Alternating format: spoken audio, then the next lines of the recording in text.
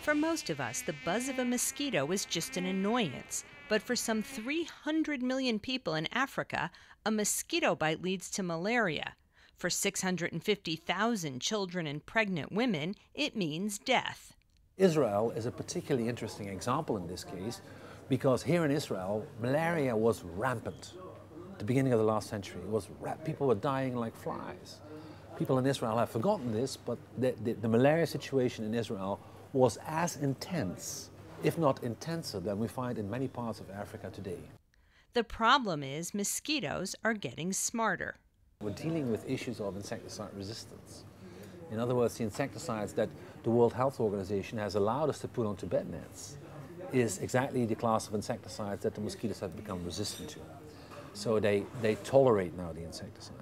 Or the insecticide that we're spraying on walls, same story, mosquitoes, they land on them and they no longer die of them.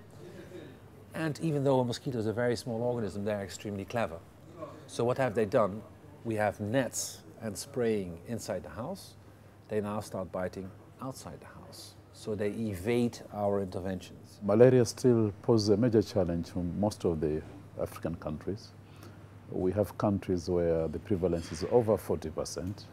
We do also have countries in Africa with a range between 20 to 25%. So in general, disease is really rampant in Africa.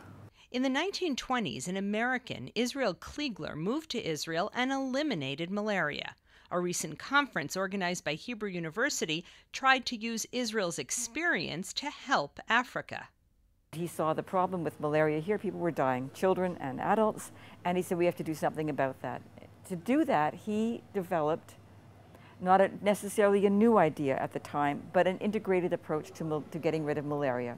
So he worked with the public health department. He worked with communities and community education. He organized treatment and prevention strategies. He did organize water drainage and swamp drainage, the hula, for example. I'm working on trying to actually get mosquitoes to pick up insecticides themselves, the adults, and then take it to the water bodies when they go to oviposit or to lay their eggs. In that way, you don't have to know where the water bodies are because the mosquitoes know better than we do. So that's what I'm working on right now. For the Media Line, I'm Linda Gradstein in Jerusalem.